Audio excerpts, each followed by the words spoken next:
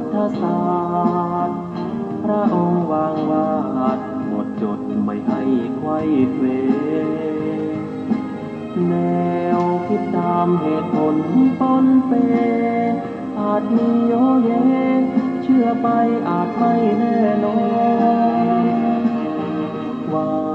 ตรงทฤษฎีของตนเชื่อจนล้นนั้นผิดคำสอ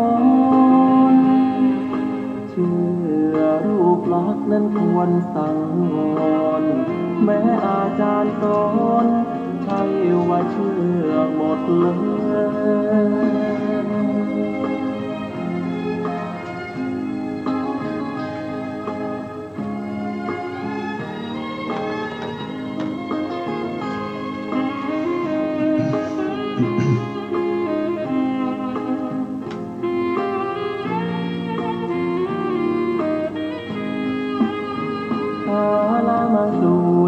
บทธรรมพระพุทธศาสตร์พระองค์วางวาดหมดจดไม่ให้ไขว้เขวแนวคิดตามเหตุผลปนเปอาจมีโยเย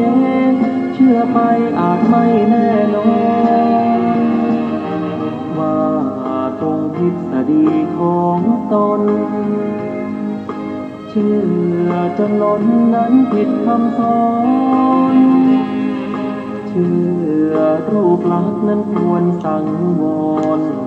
แม้อาจารย์สอนใช่ว่าเชื่อหมดเลย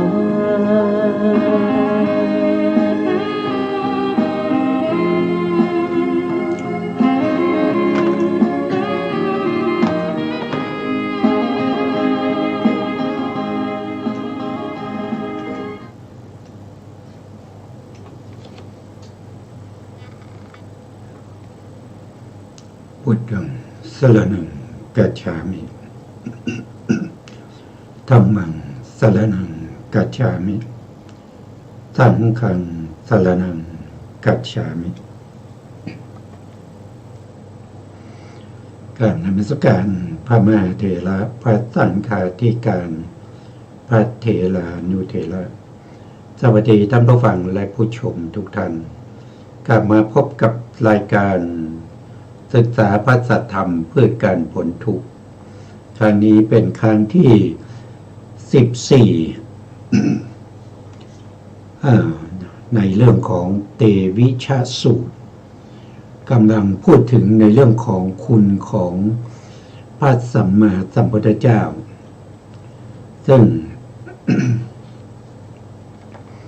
ผู้ที่ศึกษาก็จะรู้ว่าคุณของพระสัมมาสัมพุทธเจ้าเนี่ยมีมากมายถ้าว่าโดยย่อก็มี3ประการมี1ก็คือบุพจริยคุณ2ก็คือสรีระคุณ3ก็คือคุณคุณหรือบางทีก็เรียกว่าเป็นพระมหากรุณาธิคุณพระบริสุทธิคุณแล้วก็พระปัญญาธิคุณต่อมาก็จะเป็นพุทธคุณ9ก็มีอาระหังเป็นผู้ไกลจากกิเลสสัมมาสัมพุทโธเป็นผู้ตรัสรู้เองโดยชอบวิชาจารณะสัมปันโนเป็นผู้ถึงพร้อมด้วยวิชาและจารณะสุขโตเป็นผู้เสด็จไปแล้วด้วยดีโลกาวิทู เป็นผู้รู้แจ้งโลก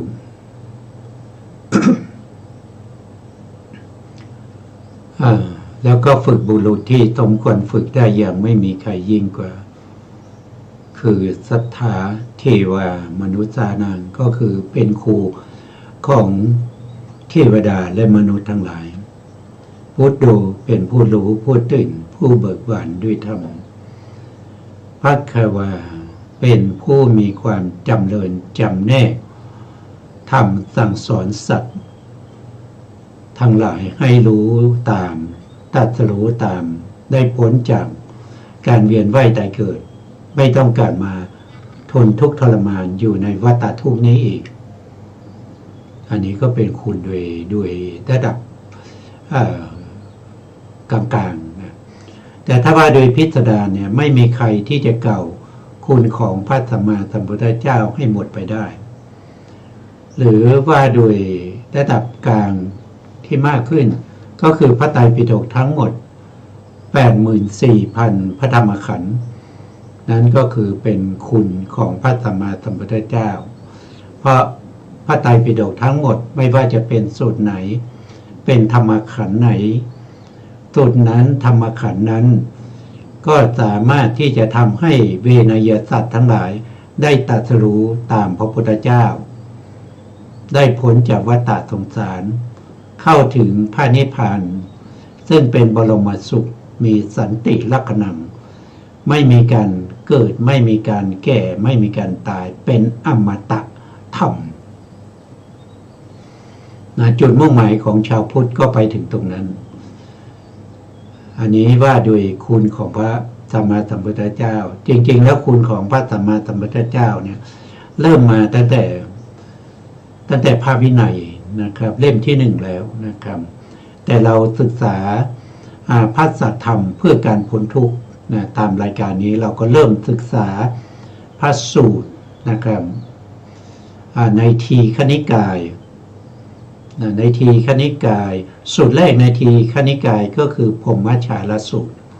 เราก็ศึกษามาในพรหมชาลสูตรท่านก็กล่าวถึงพุทธคุณอยู่แต่เราก็ไม่ได้พูดถึงพุทธคุณอะไรมากมายแต่ตอนนี้นะครับจะจบในเล่มที่12นะครับเล่มที่12แล้วก็คือในทีฆนิกายนะครับเริ่มมาตั้งแต่เล่มที่11นะตอนนี้มาอยู่ที่เล่มที่12เป็นพระสูตรที่14ในทีฆนิกายมีพระสูตรอยู่34สูตรยังขาดอีก20สูตรเพราะฉะนั้นเราก็พูดถึงเรื่องของคุณของพระสัมมาสัมพุทธเจ้ากว่าที่ท่านจะได้เป็นพระพุทธเจ้าเนี่ยท่านก็ได้ศึกษาพระธรรมคำสั่งสอนของพระพุทธเจ้า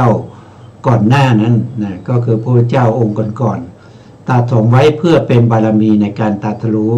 เพราะว่าในภพสุดท้ายเป็นภพที่ไม่ต้องฟังธรรมจากผู้ใดแต่ได้ตรัสรู้เป็นพระอรหันตสัมมาสัมพุทธเจ้าทีนี้ในธรรมที่พระพุทธองค์แสดงโดยส่วนมากก็จะพูดถึงในเรื่องของขันธ์ขันธ์ขันธ์ก็คืออะไรก็คือเป็นกองนะครับก็เป็นกองก็มีอยู่5อย่างด้วยกันนะครับก็จะมีรูปขันธ์เวทนาขันธ์สัญญาขันธ์สังขารขันธ์แล้วก็วิญญาณขันธ์นะครับเราก็ศึกษาความหมายของขันธ์ทำไมจึงชื่อว่าขันธ์มาจนถึงในเรื่องของสัญญาขันธ์นะครับโดยมีท่านอาจารย์กันดาท่านจะเป็นผู้ที่สาธยายให้พวกเราฟังนะครับในพระสูตรต่างๆในรายการนี้นะครับวันนี้ท่านก็มาพร้อมแล้วนะครับพร้อมอยู่นะครับพร้อมที่จะสาธยายแล้วนะครับก็ถ้าอาจารย์ก็เชิญอาจารย์เลยนะครับกราบนมัสการพระคุณเจ้าพระเถรานุเถระและสวัสดีท่านที่รับฟังและรับชมอยู่ทางบ้านนะคะต่อไปจะเป็นเรื่องของสัญญาอนาคตสัญญาอนาคตเป็นไฉนสัญญาใดยังไม่เกิดยังไม่เป็นยังไม่เกิดพร้อมยังไม่บังเกิดยังไม่บังเกิดยิ่งยังไม่ปรากฏยังไม่เกิดขึ้นยังไม่เกิดขึ้นพร้อมยังไม่ตั้งขึ้นยังไม่ตั้งขึ้นพร้อมที่เป็นอนาคตสงเคราะห์เข้ากับส่วนอนาคตได้แก่จักขุสัมผัสสชาสัญญามโนสัมผัสสชาสัญญานี้เรียกว่าสัญญาอนาคตสัญญาปัจจุบันเป็นไฉน สัญญาใดเกิดขึ้นแล้ว เป็นแล้ว เกิดพร้อมแล้วบังเกิดแล้วบังเกิดยิ่งแล้ว ปรากฏแล้วเกิดขึ้นแล้ว เกิดขึ้นพร้อมแล้ว ตั้งขึ้นแล้ว ตั้งขึ้นพร้อมแล้วที่เป็นปัจจุบันสงเคราะห์เข้ากับส่วนปัจจุบันได้แก่จักขุสัมผัสสชาสัญญามโนสัมผัสสชาสัญญานี้เรียกว่าสัญญาปัจจุบันค่ะ ครับผมเราพูดถึงขันธ์เนี่ยนะขันธ์นั้นก็คือได้แก่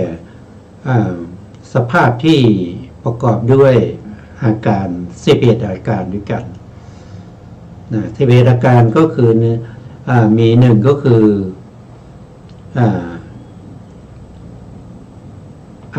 อนาคตอดีตนะมีอดีตอนาคตปัจจุบันนะนี่ก็เป็นตามแล้ว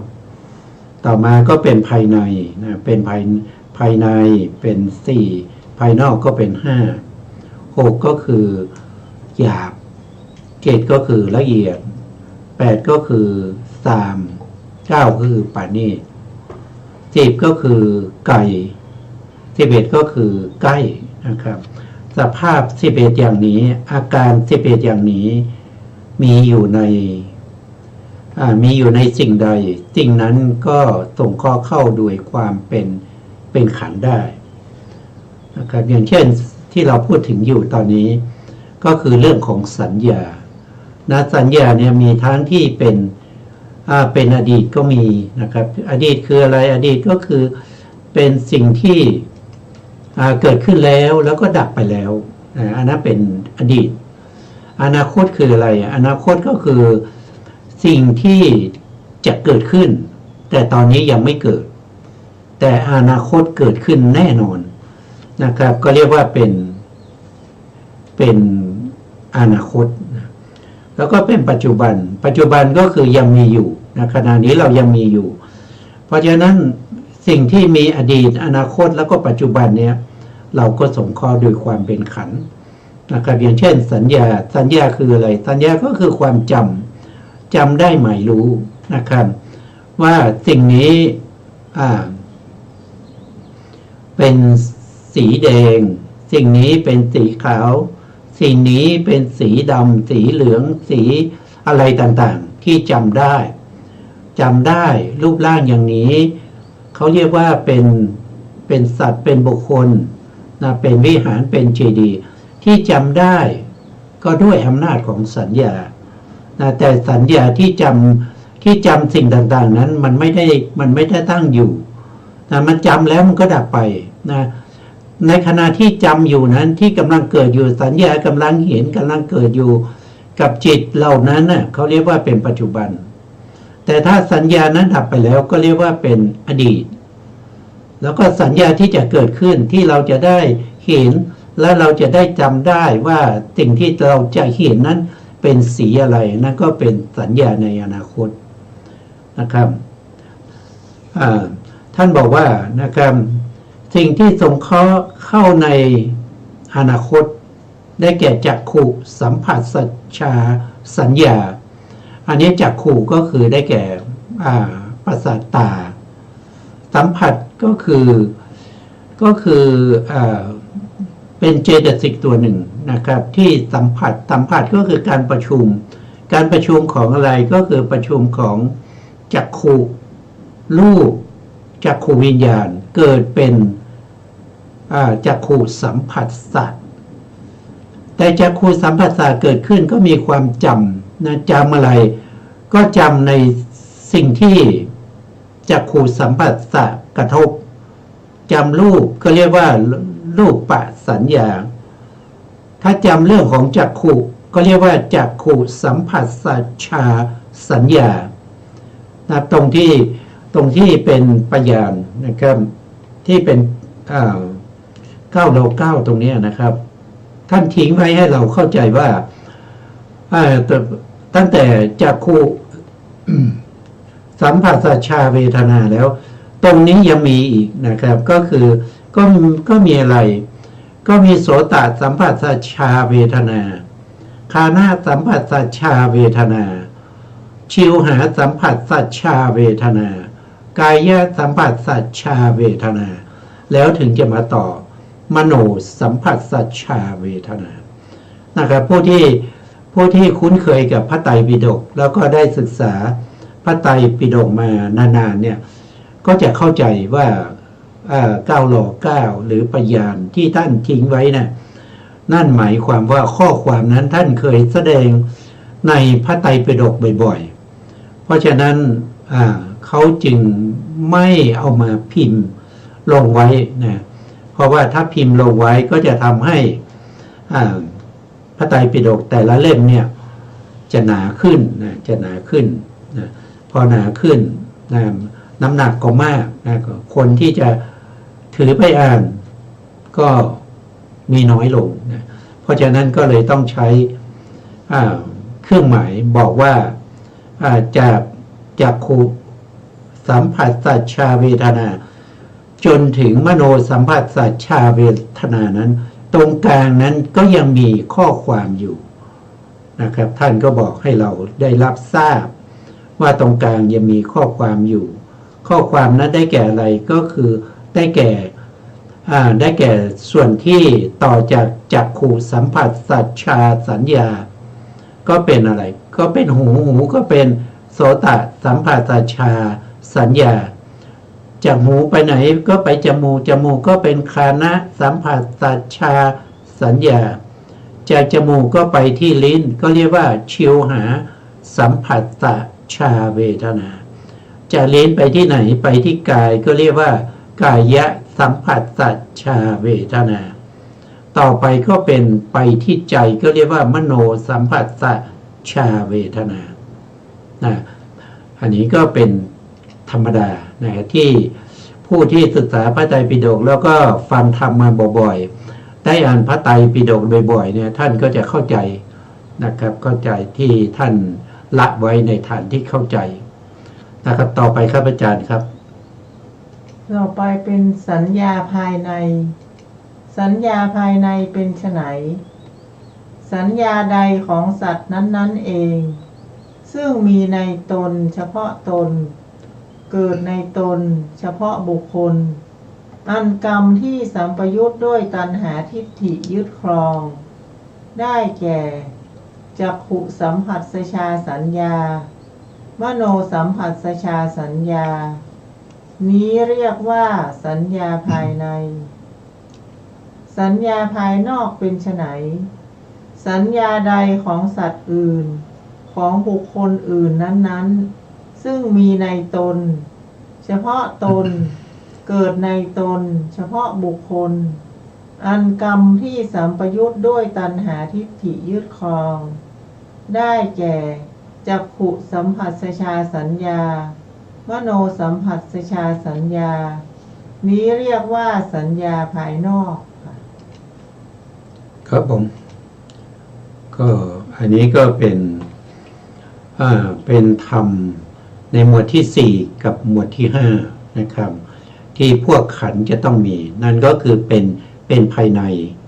เป็นภายนอกนะครับตอนนี้พูดถึงสัญญาคือความจำนะความจำอะไรจำทุกอย่างนะที่มากระทบเกิดภาษานะครับภาษาจะเกิดขึ้นได้ต้องมีธรรม3อย่างประชุมกันก็คือ1ก็คืออารมณ์2คือวัตถุ3ก็คือวิญญาณถ้าครบ3ประการนี้แล้วสิ่งนั้นสัญญาจะจำสิ่งนั้นสัญญาจะจำทุกอย่างนะครับจำทุกอย่างแต่จำก็คือเก็บเอาไว้จะสามารถที่จะนำเอามาใช้ได้หรือไม่นั้นไม่ใช่หน้าที่ของสัญญานะครับสัญญามีการจำแล้วก็ทำเครื่องหมายไว้ให้จำได้ในครั้งต่อไปจำได้ในครั้งต่อไปก็คือหมายถึงว่าเราไปเห็นสิ่งที่มันเหมือนกับที่เราจำไว้นั่นก็คือจำได้นะก็คือจำได้ จำได้ก็คือไปจำอีกทีหนึ่งก็ไปเก็บไว้อีกนะจำบ่อยๆนะครับ แต่ตัวที่เราเรียกว่าที่เราใช้กันภาษาไทยว่าจำได้ก็คือนึกได้นั้นนะอันนั้นไม่ใช่หน้าที่ของสัญญานะอันนั้นมันเป็นหน้าที่ของตัววิตกนะครับวิตกเจตสิกที่เข้าไปตึกนะเข้าไปตึกในสิ่งต่างๆที่สัญญาจำไว้แล้วถ้าเป็นไปกับกุศลธรรมที่เราจำได้ที่เกี่ยวกับกุศลธรรมทั้งหลายเหล่านั้นมันเป็นหน้าที่ของสตินะเป็นหน้าที่ของสติเป็นตัวนำในการที่จะทำให้เราระลึกได้นะระลึกได้ก็คือเข้าไป เข้าไปตึกเข้าไปนำเอาสิ่งที่สัญญาจำไว้นั้นมาเพื่อประโยชน์มาเพื่อใช้ในชีวิตประจำวันต่อไปนะก็หลักใหญ่ๆก็มี2ตัวก็คือมีตัววิตกกับตัวสตินะแต่ตัวที่จะจำเก็บไว้นั้นคือตัวสัญญานะแต่ไม่ใช่จำเก็บไว้อย่างกับการบันทึกเทปหรือการบันทึกซีดีหรือว่าการบันทึกลงไปในฮาร์ดดิสก์แต่ที่จำได้เนี่ยก็คือหมายถึงว่าเขาได้ผ่านสัญญาเข้าไปทำหน้าที่เสร็จแล้วก็ดับไป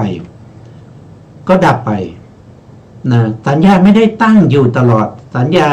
เกิดขึ้นแล้วทำหน้าที่แล้วก็ดับไปนะครับแต่ตอนหลังประสบเหตุการณ์ต่างๆที่จะใช้นะก็จะมีตัววิตกนะครับก็ไปตึกมานะครับไปตึกมาจากไหนตึกมาจากที่สัญญาเป็นเหตุจำไว้แล้วจะอยู่ที่ไหนนะครับจะอยู่ที่ไหนไม่มีที่อยู่นะครับไม่มีที่อยู่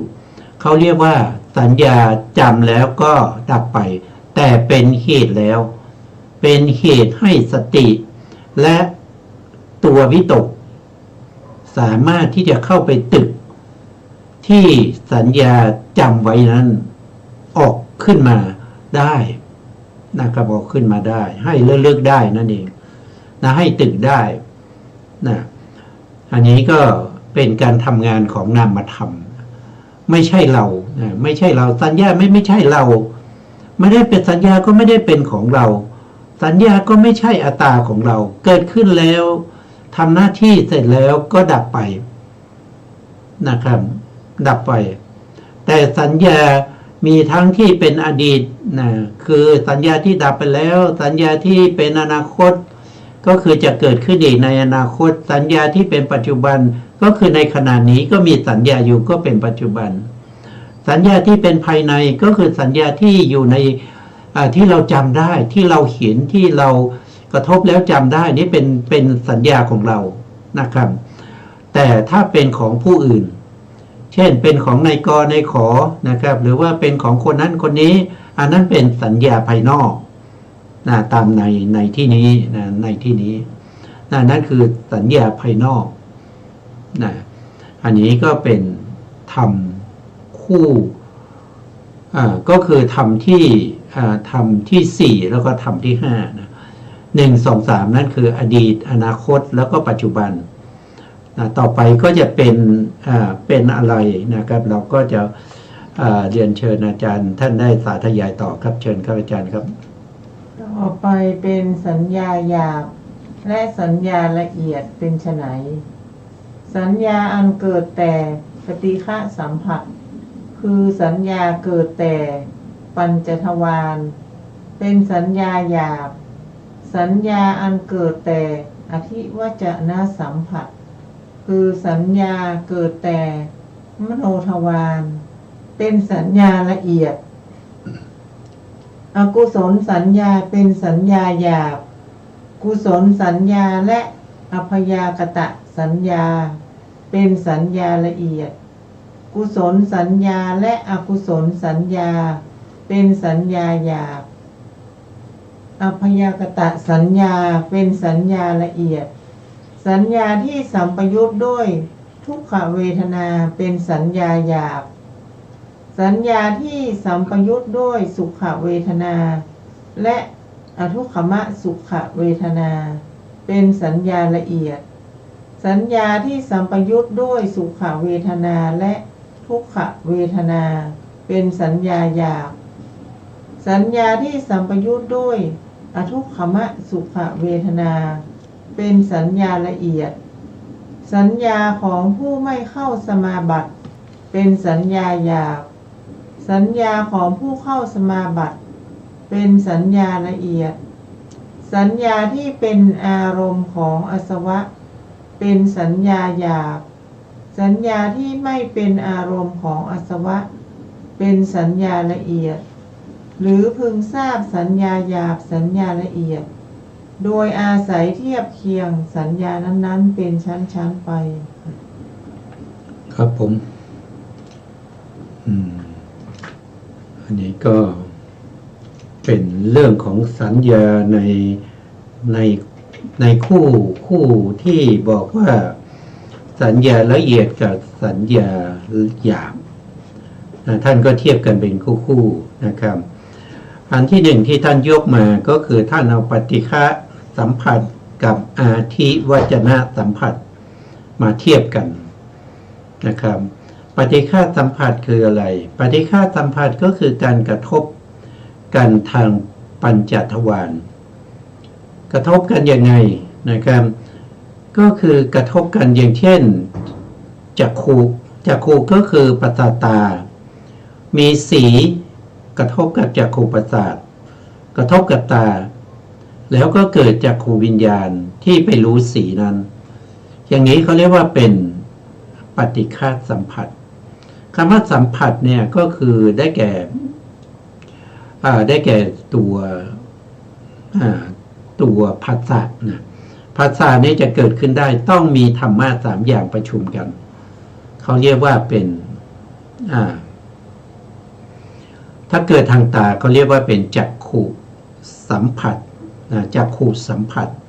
แต่นี้เขามุ่งเน้นไปถึงการกระทบระหว่างอารมณ์กับวัตถุเขาจึงใช้คำว่าปฏิฆะสัมผัสปฏิฆะสัมผัสทางตาก็เรียกว่าจักขุสัมผัสสะถ้าเป็นปฏิฆะทางหูก็คือเสียงกระทบกับหูแล้วเกิดโสตวิญญาณรู้เสียงนั้นอันนั้นเขาจะเรียกว่าเป็นโสตสัมผัสสะถ้าเป็นจมูกก็คือต้องครบ3ก็คือมีกลิ่นกระทบกับประสาทจมูกแล้วก็มีฆานวิญญาณขึ้นมารู้กลิ่นนั้นอย่างนี้ก็เรียกว่าเป็นฆานสัมผัสสะสัมผัสสะถ้าเป็นทางลิ้นก็เรียกว่าชิวหาสัมผัสสะชิวหาสัมผัสสะเกิดจากอะไรเกิดจากการประชุมกันของธรรม3อย่างก็คือได้แก่รสรสกระทบกับอะไรกระทบกับลิ้นแล้วก็เกิดชิวหาวิญญาณมารู้รสนั้นอย่างนี้ก็เรียกว่าเป็นชิวหาสัมผัสสะแต่กระทบทางไหนก็คือกระทบทางปัญจทวารพอกระทบทางปัญจทวารก็เรียกว่าเป็นปฏิฆะสัมผัสเมื่อการประชุมกันนะครับของธรรมที่ไหนที่จะขาดไม่ได้นั่นก็คือสัญญาในที่นี้เราพูดถึงสัญญาสัญญาที่เกิดขึ้นจากการกระทบกันของวัตถุอารมณ์ทางปัญจทวารก็คือทางตาทางหูทางจมูกทางลิ้นทางกายเนี่ยเราจะเรียกว่าปฏิฆะสัมผัสคือสัญญาที่เกิดจากการประชุมของธรรม3ประการทางปัญจทวารอันนี้เขาถือว่าเป็นสัญญาที่หยาบทำไมมันหยาบก็มันกระทบมันมีการกระทบกันเกิดขึ้นมันจึงเป็นสิ่งที่หยาบ แล้วที่ว่าอาทิวัจนะคืออะไรอาทิวัจนะเนี่ยมันเป็นไปทางมโนทวารมโนทวารเนี่ยก็คือหมายถึงว่าธรรมารมณ์กระทบกับภวังคจิตแล้วก็เกิดมโนวิญญาณธรรมะสามอย่างประชุมกันอย่างนี้เราเรียกว่าเป็นมโนสัมผัสสะทีนี้มโนสัมผัสสะก็คือตัวผัสสะเราดูแล้วมันจะไม่เป็นรูปนะมันมีบางครั้งมันจะมีรูปอย่างมันจะมีรูปเฉพาะอารมณ์เท่านั้นอารมณ์จะเป็นรูปนะครับแต่อารมณ์ที่เป็นรูปนั้นนะครับมันก็ไม่ได้เป็นเขาเรียกว่าไม่ได้เป็นรูปที่เป็นวิษยรูปเจ็ดวิษยรูปเจ็ดคือรูปที่ถือว่าเป็นรูปที่หยาบนะครับที่จะกระทบกับทวารทั้งห้ามีรูปารมณ์สัทธารมณ์คันธารมณ์รสารมณ์แล้วก็โพธพารมณ์โพธพารมณ์นี้ก็จะมีมหาพุทธรูปสามเวนาโปเพราะอาโปเป็นสุขุมรูปเป็นสุขุมรูปนะครับอารมณ์เมื่อกระทบกับภวังคจิตเป็นอะไรเป็นนามธรรมนะครับแล้วก็มีอารมณ์ที่มากระทบกับภวังคจิตทำให้เกิดมโนวิญญาณก็เป็นอารมณ์ก็เป็นตัวรู้ที่เป็นนามธรรมเพราะฉะนั้นจะเห็นได้ว่าอย่างน้อยที่สุดเนี่ยการกระทบกันข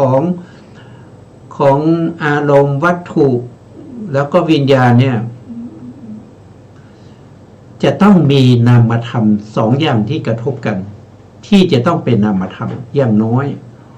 นะครับบางครั้งมีถึงสามอย่างนะถ้าอารมณ์นั้นถ้ามันเป็นจิตเป็นเจตสิกนะครับเป็นจิตเป็นเจตสิกหรือเป็นนิพพานเนี่ยสิ่งนั้นเป็นนามธรรมนะเพราะฉะนั้นไม่ว่าจะเป็นอารมณ์ก็ตามไม่ว่าจะเป็นตัววัตถุในที่นี้ไม่ได้หมายถึงขัตถยวัตถุแต่หมายถึงภวังคจิตแล้วก็มโนวิญญาณคือการประชุมกันส่วนมากจะเป็นนามธรรมจึงเรียกว่าเป็นอาทิวัจนะสัมผัสคือการกระทบที่ไม่ได้กระทบแบบปฏิฆาสัมผัสกระทบกันเพียงแต่ชื่อเท่านั้นอาทิวัจนะกระทบกันแต่เพียงแต่ชื่อไม่ได้กระทบกันเหมือนกับจักขุโสตคานะชิวหาวิญญาณนั่นคือรูปกระทบกับรูปแต่ในที่นี้เขากระทบกันเพียงแต่ชื่อเท่านั้นเองเรียกว่าอาทิวัจนะสัมผัสเพราะฉะนั้นเวลาการประชุมกันของธรรมะสามอย่างทางมโนทวาร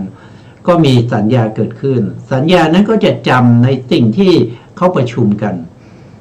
เขาประชุมกันธรรมะสามอย่างประชุมกันในเรื่องอะไรสัญญาก็จะจำในสิ่งนั้นทั้งหมดสัญญาจะไม่ขัดตกบกพร่องแต่การที่จะไปตึกไปนึกคิดไปตึกขึ้นมาเพื่อใช้นั้นไม่ใช่หน้าที่ของสัญญาแต่เป็นหน้าที่ของวิตกกับสติถ้ามี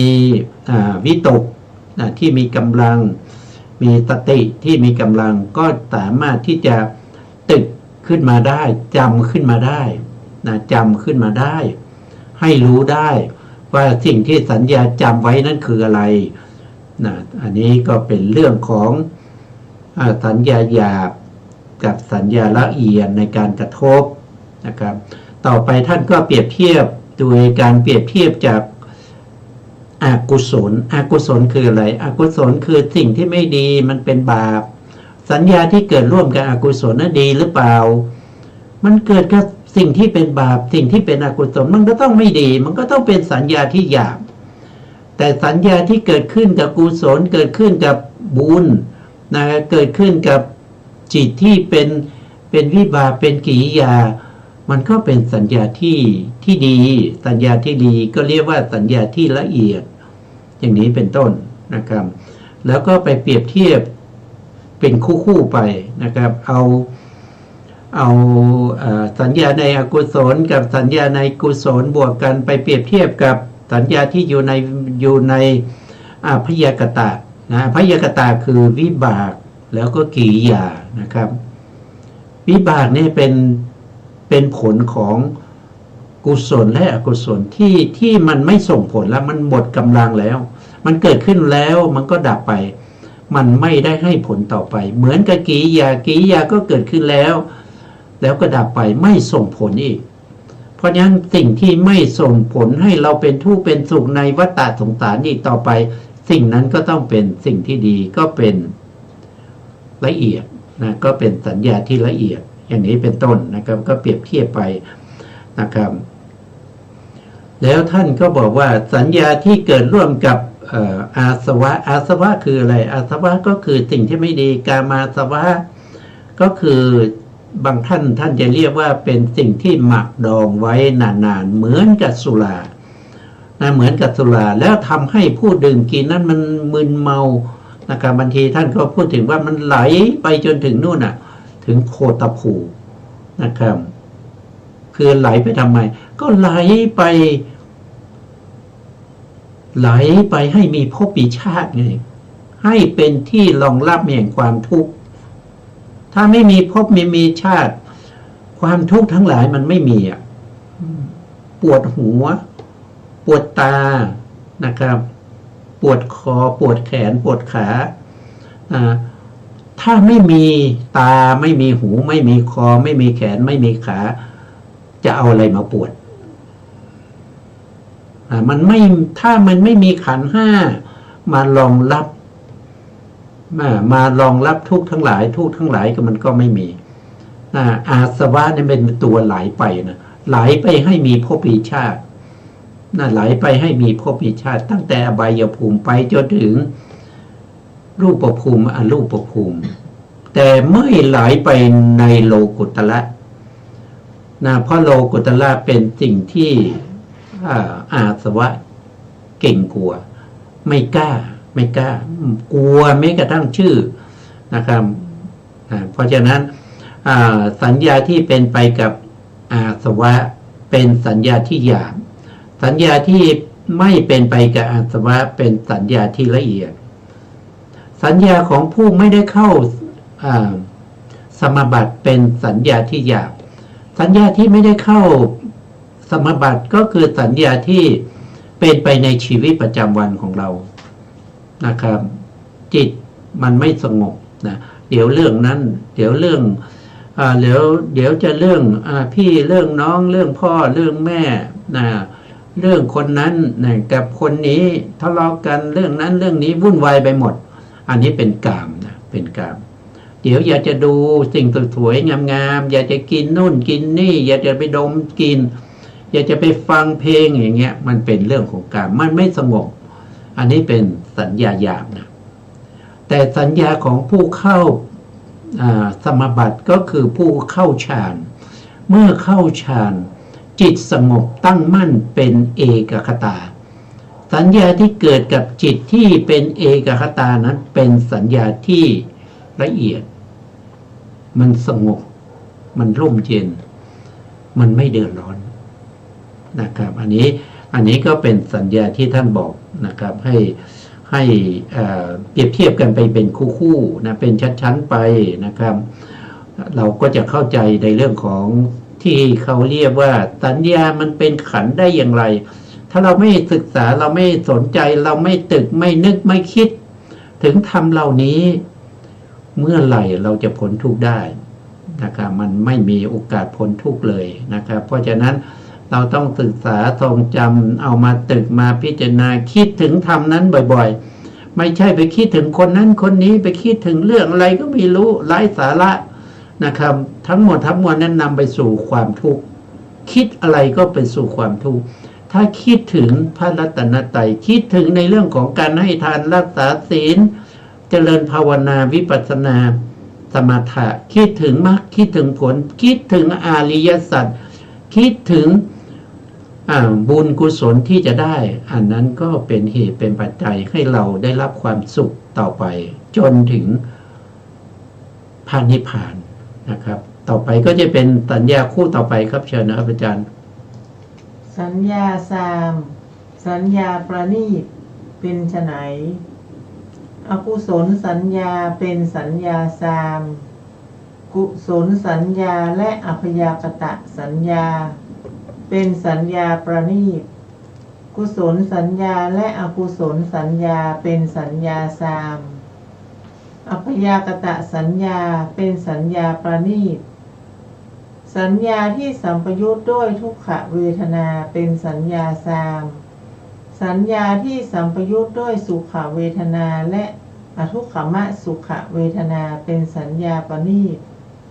สัญญาที่สัมปยุทธ์ด้วยสุขเวทนาและทุกขเวทนาเป็นสัญญาสาม สัญญาที่สัมปยุทธ์ด้วยอทุกขมสุขเวทนา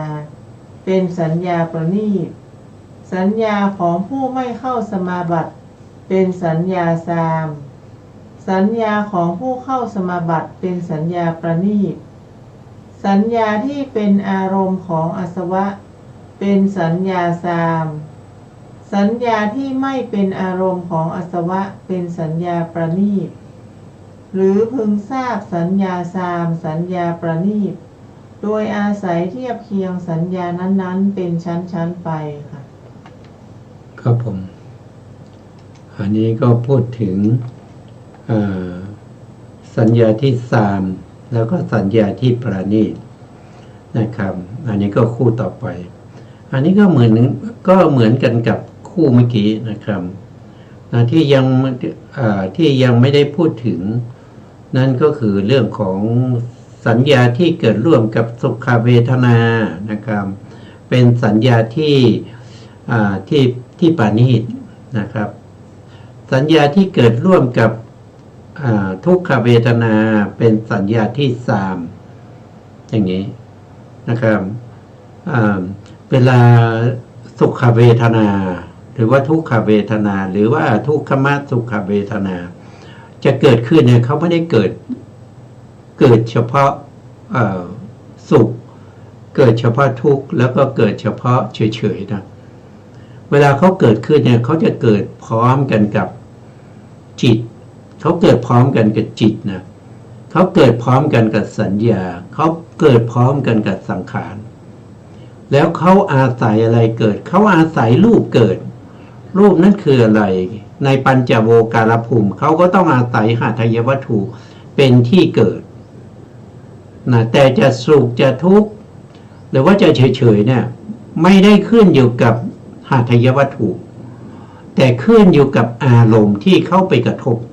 เช่นเขาไปเห็นสิ่งที่ไม่ชอบใจนะก็ทำให้เกิดทุกข์เห็นไหมทำให้เกิดทุกข์นะครับแต่เวลาเขาเกิดเนี่ยเขาเกิดกับหทัยวัตถุเขาไม่ได้ไปเกิดที่จักขูวิญญาณนะสุขกับทุกข์เนี่ยเขาไม่ได้ไปเกิดที่จักขูวิญญาณจักขูวิญญาณมันขนาดจิตเดียวแล้วจักขูวิญญาณที่เกิดขึ้นเนี่ยมันเป็นอุเบกขานะครับเป็นอุเบกขาตรงนั้นถ้าเราเปรียบเทียบแล้วในจักขูวิญญาณถ้าจักขูวิญญาณนั้นถ้าไปเห็นอารมณ์ที่มันไม่ดีมันจะทำให้จิตที่เกิดขึ้นในวิถีของจักขูทวารวิถีเนี่ยมันเป็นโทสะโดยปกตินะถ้าคนไม่ได้ฟังธรรมมาก่อนคนที่ไม่ได้ศึกษาเล่าเรียนคำสั่งสอนของพระพุทธเจ้าเฉพาะพระพุทธเจ้านะครับนะทุกท่านทุกคนเห็นสิ่งไม่ดีก็จะต้องเกิดโทสะแน่นอนนะแต่ถ้าคนที่ได้ฟังธรรมคำสั่งสอนของพระพุทธเจ้าได้ศึกษาบ่อยๆได้ทำความรู้ความเข้าใจเวลาเห็นสิ่งที่ไม่ดีไม่ชอบใจแต่เขาจะสามารถที่ทำให้จิตของเขาเนี่ยไม่เป็นโทสะนะครับไม่เป็นโทสะไม่เป็นโลภะนะเป็นกุศลเพราะฉะนั้นถ้าจิตเป็นกุศลเวทนาก็จะต้องเป็นสมนัสเวทนาหรืออุเบกขาเวทนาเท่านั้นไม่มีโทมนัสเวทนาทีนี้เราจะรู้ได้ยังไงว่าเรามีความสุขเนี่ยจิตของเรามันเป็นโลภะซึ่งเป็นอกุศลเป็นบาปหรือเปล่า หรือว่าจิตของเราเป็นบุญเป็นกุศลนะครับเราก็ต้องดูที่ใจของเรานะดูที่ใจของเราสังเกตดูที่ใจของเราถ้าเรามีความสุขเราก็ดูใจของเราว่า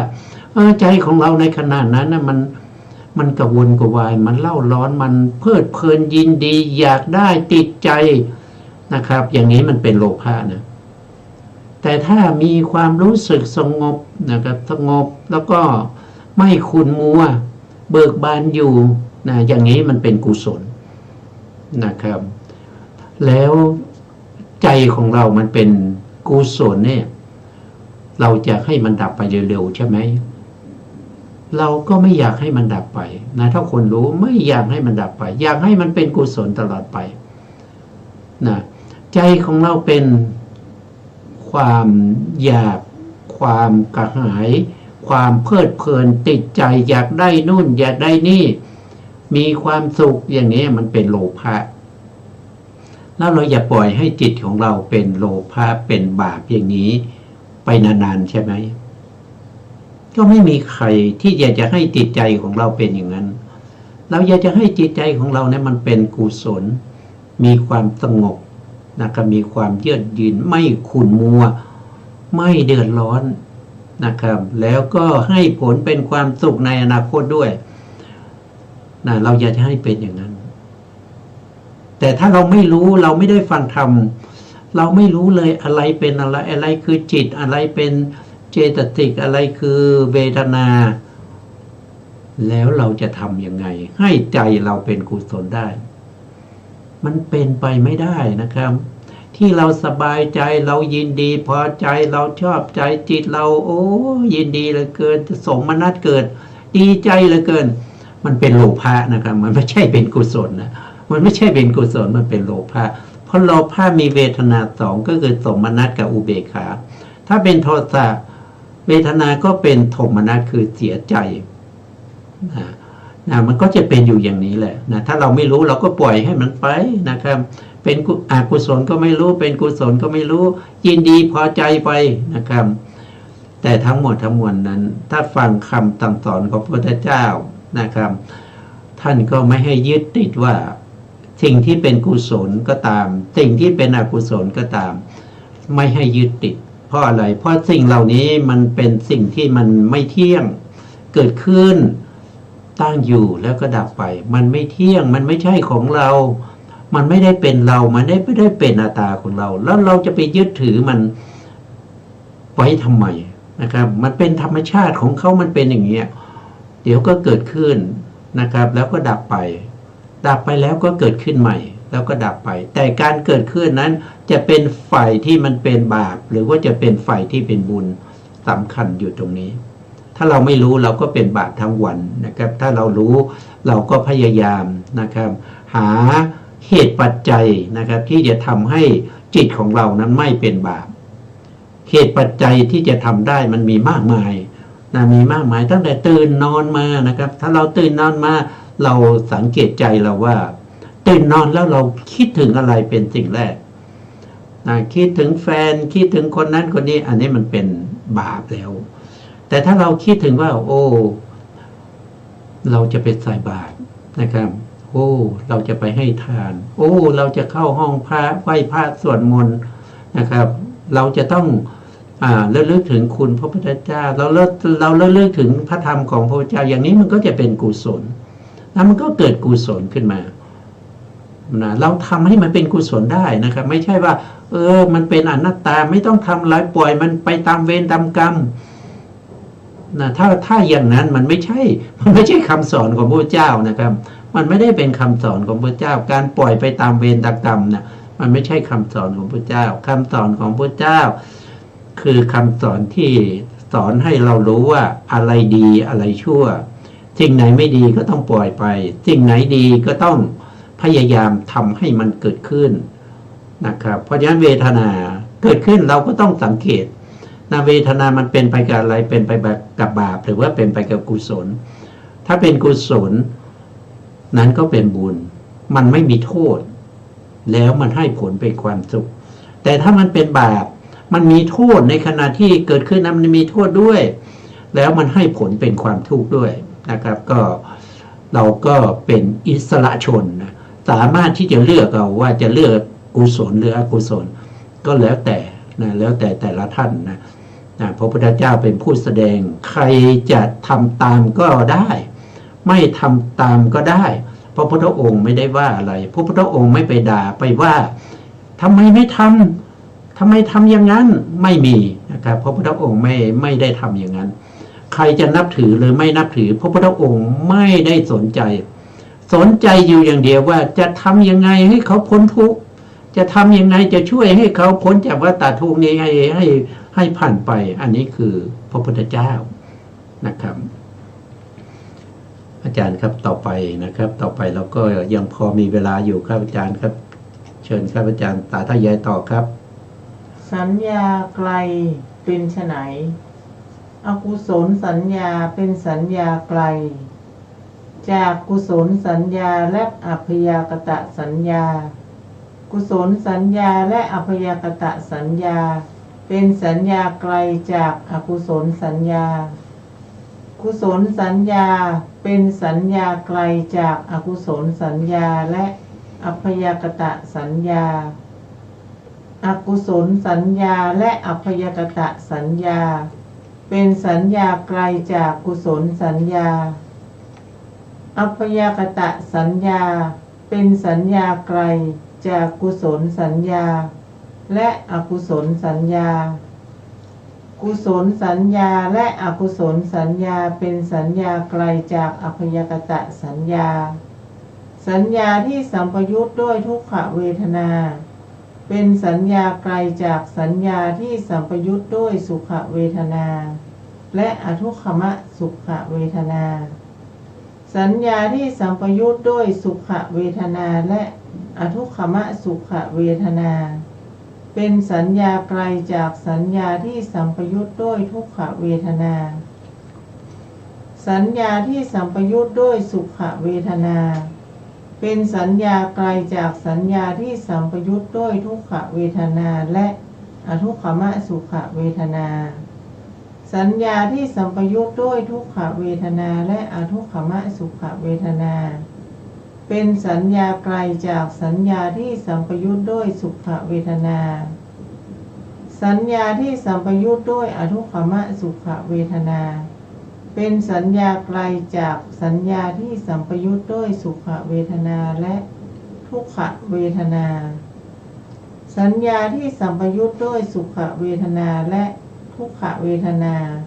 เป็นสัญญาไกลจากสัญญาที่สัมปยุตด้วยอทุกขมสุขเวทนาสัญญาของผู้ไม่เข้าสมาบัติเป็นสัญญาไกลจากสัญญาของผู้เข้าสมาบัติสัญญาของผู้เข้าสมาบัติเป็นสัญญาไกลจากสัญญาของผู้ไม่เข้าสมาบัติสัญญาที่เป็นอารมณ์ของอาสวะเป็นสัญญาไกลจากสัญญาที่ไม่เป็นอารมณ์ของอาสวะสัญญาที่ไม่เป็นอารมณ์ของอาสวะเป็นสัญญาไกลจากสัญญาที่เป็นอารมณ์ของอาสวะนี้เรียกว่าสัญญาไกลครับต่อไปเลยครับจะได้หมดตอนไปนะครับต่อเลยสัญญาใกล้เป็นไฉนอกุศลสัญญาเป็นสัญญาใกล้กับอกุศลสัญญาอกุศลสัญญาเป็นสัญญาใกล้กับกุศลสัญญาอัพยากตสัญญาเป็นสัญญาใกล้กับอัพยากตสัญญาสัญญาที่สัมปยุตด้วยทุกขเวทนาเป็นสัญญาใกล้กับสัญญาที่สัมปยุตด้วยทุกขเวทนาสัญญาที่สัมปยุตด้วยสุขเวทนาเป็นสัญญาใกล้กับสัญญาที่สัมปยุตด้วยสุขเวทนาสัญญาที่สัมปยุตด้วยอทุกขมสุขเวทนาเป็นสัญญาใกล้กับสัญญาที่สัมปยุตด้วยอทุกขมสุขเวทนาสัญญาของผู้ไม่เข้าสมาบัติเป็นสัญญาใกล้กับสัญญาของผู้ไม่เข้าสมาบัติสัญญาของผู้เข้าสมาบัติเป็นสัญญาใกล้กับสัญญาของผู้เข้าสมาบัติ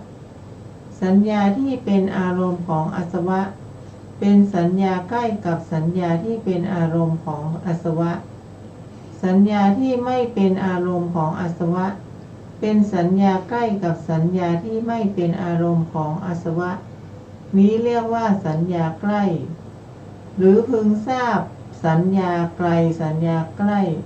โดยอาศัยเทียบเคียงสัญญานั้นๆเป็นชั้นๆไปค่ะครับผม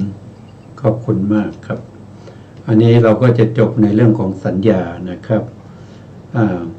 สัญญาก็คือความจำได้หมายรู้นะครับสัญญามีอาการอยู่11อย่างนะครับใน11อย่างนี้ท่านจึงเรียกว่าเป็นสัญญานะครับถ้าไม่มีอาการ11อย่างนี้นะครับก็จะไม่เรียกว่าเป็นขันธ์อาการ11อย่างนี้มุ่งหมายบอกให้เรารู้ว่ามันเป็นกอง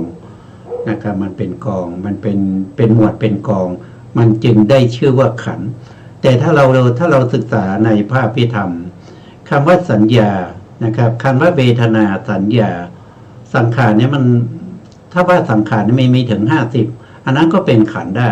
แต่ถ้าว่าสัญญามันมีดวงเดียวนะครับแล้วก็เวทนาก็มีอันเดียวมันจะเป็นขันธ์ได้ยังไงนะครับว่ามันก็พูดยากนะครับอย่างเช่นวิญญาณขันธ์อย่างเนี้ยวิญญาณมันคือจิตมันมีถึง121อ่ะมันก็เป็นวิญญาณขันธ์ได้ว่าโดยรูปมีถึง28ก็เป็นรูปขันธ์ได้แต่พอพูดถึงสัญญากับเวทนามันมีเวทนาหนึ่งเท่านั้นว่าโดยปรมัตถ์ว่าโดยขันธ์ว่าโดยเจตสิกนะครับสัญญาก็มีหนึ่งเท่านั้นก็คือสัญญาขันธ์นะครับเพราะฉะนั้นก็ต้องมีอาการ11อย่างนี้นะครับถึงจะเรียกว่าเป็นขันธ์นะวันนี้เวลาหมดแล้วนะครับอาจารย์ครับสุดท้ายนี้นะครับก็ขอกราบขอบคุณพระครูสมุทรวิสุวัฒน์วรกิจโจผู้อำนวยการสถานีวิทยุเพื่อการศึกษาพระพุทธศาสนาและวัฒนธรรม FM